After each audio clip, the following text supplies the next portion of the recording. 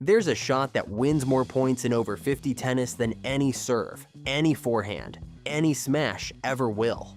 Senior tennis coaches call it Forever King. Players who master it are regularly beating opponents 10 years younger, faster, and fitter than them. Players who ignore it spend matches grinding from the baseline, wondering why their better shots aren't producing results. The shot is the drop shot, and if you're over 50 and not using it deliberately and frequently, you are leaving the single most effective weapon in senior tennis, sitting completely untouched. Here's everything you need to know about it. The physics of senior tennis are completely different from the game you played at 30. Most players over 50 still move reasonably well side to side. Back to front is a different story entirely. The legs that used to carry you effortlessly from the baseline to the net now take a half second longer to respond, and that half second is everything when the ball is already bouncing a second time. The drop shot exploits exactly that. It doesn't beat you with pace. It doesn't beat you with spin. It beats you with direction and the specific movement pattern your body finds hardest to execute under pressure.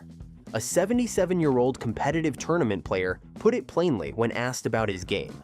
A big part of the older game is the drop shot, not because he can't hit other shots, because he understands what actually wins points at his level, and at his level points end fast. Drop shot, net, point over. The players who haven't figured this out yet are still trying to win baseline rallies that never needed to happen. The drop shot lives and dies on disguise. A drop shot that looks like a drop shot from the moment you prepare is just a short ball your opponent is already moving toward before you've even made contact. The preparation needs to look exactly like your normal ground stroke. Same shoulder turn, same backswing, same approach. The change happens at contact, where you take pace off the ball by opening the racket face slightly and brushing gently across it rather than driving through it. The target is the first meter past the net on either side, not the service line, not the middle of the service box, the first meter. The closer it lands to the net, the more your opponent has to travel, and the more impossible the angle becomes for them to pass you, even if they do get there.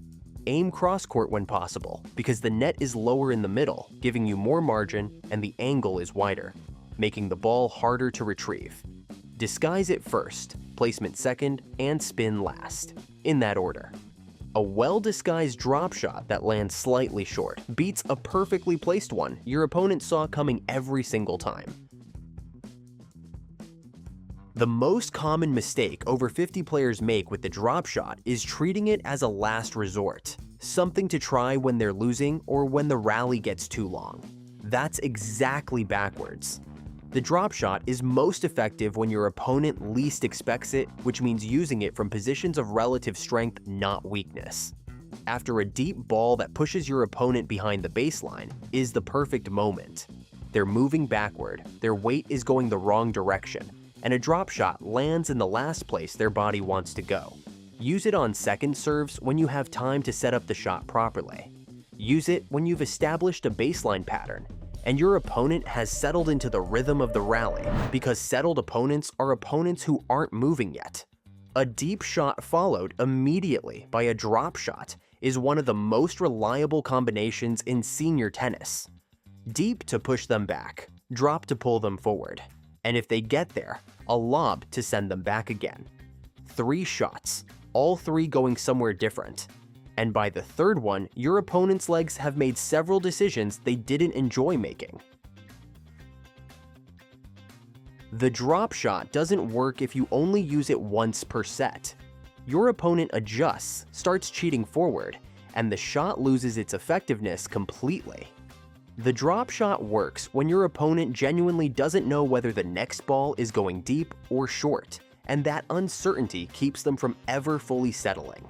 Use it enough that it becomes part of your opponent's mental load in every rally, not an occasional surprise they've already stopped thinking about. Practice it specifically, not as an afterthought at the end of a hitting session, but as a deliberate focus. Feed balls to yourself from just inside the baseline, and work on the contact, the open racket face, the gentle brush, the tight landing zone near the net. 10 minutes of focused drop shot practice twice a week builds the touch and consistency that makes it a real weapon, rather than a shot you attempt and occasionally get lucky with. There's a reason the best senior players in the world are known for this shot. You don't need younger legs to win tennis matches. You need better decisions, better placement, and the one shot that punishes legs that don't move the way they used to. That shot has been sitting right there in your game the whole time. Start using it like you mean it.